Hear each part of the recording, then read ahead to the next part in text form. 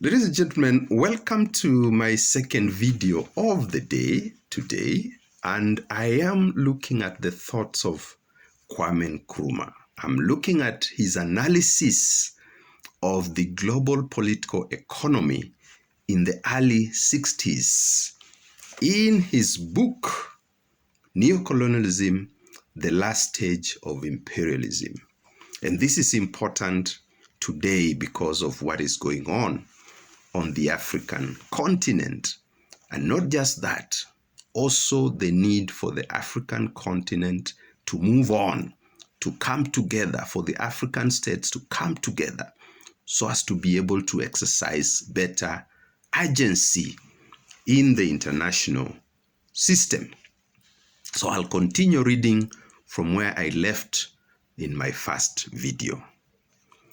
The restriction of military action of limited wars is, however, no guarantee of world peace and is likely to be the factor which ultimately involved the great power blocs in a world war, however much both are determined to avoid it. Limited war, once embarked on, achieves a momentum of its own. Of this, the war in South Vietnam is only but one example. It escalates despite the desire of the great power blocs to keep it limited. While this particular war may be prevented from leading to a world conflict, the multiplication of similar limited wars can only have one end: world war and the terrible consequences of nuclear conflict. Even the observers of the Ukraine war must listen to this. Neocolonialism is also the worst form of imperialism. For those who practice it, it means power without responsibility. And for those who suffer from it, it means exploitation without redress. In the days of old-fashioned colonialism, the imperial power had at least to explain and justify at home the actions it was taking abroad. In the colony, those who served the ruling imperial power could at least look to its protection against any violent move by its opponents. With neocolonialism, neither is the case. Neither is the case. Above all, neocolonialism, like colonialism before it, postpones the facing of the social issues which will have to be faced by the fully developed sector of the world before the danger of world war can be eliminated or the problem of world poverty is resolved.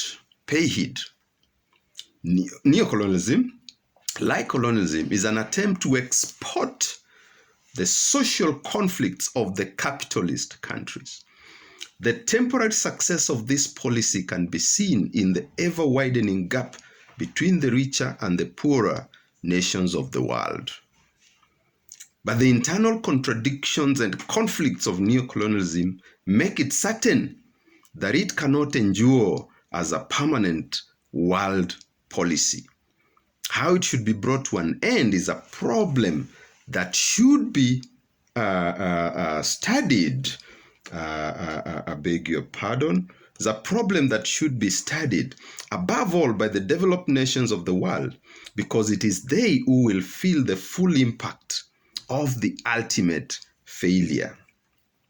The longer it continues, the more certain it is that its inevitable collapse will destroy the social system of which they have made it a foundation.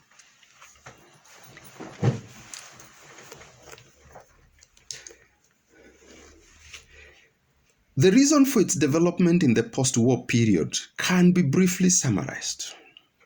The problem which faced the wealthy nations of the world at the end of the Second World War was the impossibility of returning to the pre-war situation in which there was a great gulf between the few rich and the many poor. irrespective of what particular political party was in power, the internal pressures in the rich countries of the world were such that no post-war capitalist country could survive unless it became a welfare state. There might be differences in degree in the extent of the social benefits given to the industrial and agricultural workers, but what was everywhere impossible was a return to the mass unemployment and to the low level of living of the pre-war years. Pay attention. From the end of the 19th century onwards, colonies had been regarded as a source of wealth which could be used to mitigate the class conflicts in the capital states. And, as will be explained later, this policy had some success.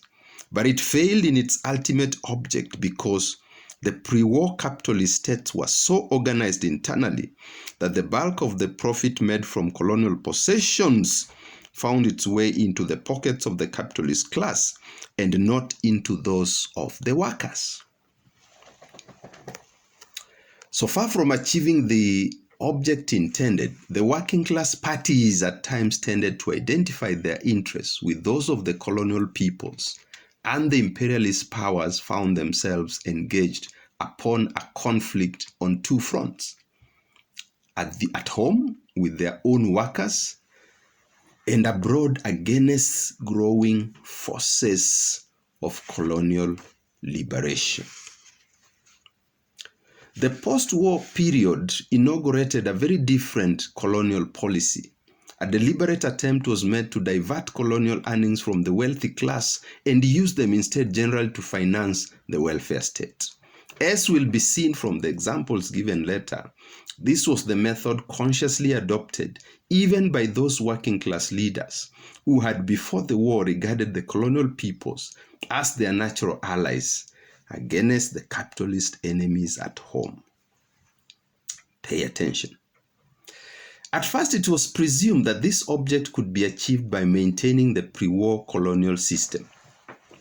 Experience soon proved that attempts to do so would be disastrous and would only provoke colonial wars, thus dissipating the anticipated gains from the continuance of the colonial regime.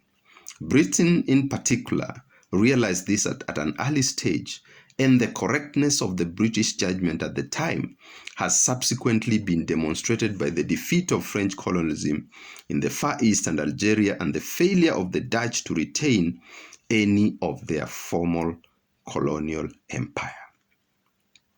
The system of neocolonialism was therefore instituted, and in the short run, it has served the developed powers admirably. It is in the long run that its consequences are likely to be catastrophic for them. Be your own judge. Neocolonialism is based upon the principle of breaking up former large united colonial territories into a number of small, non-viable states which are incapable of independent development and must rely upon the former imperial power for defense and even internal security. The economic and financial systems are linked, as in colonial days, with those of the former colonial ruler. Ladies and gentlemen, as usual, here we encourage you to read, and especially the young ones. There is no life without books.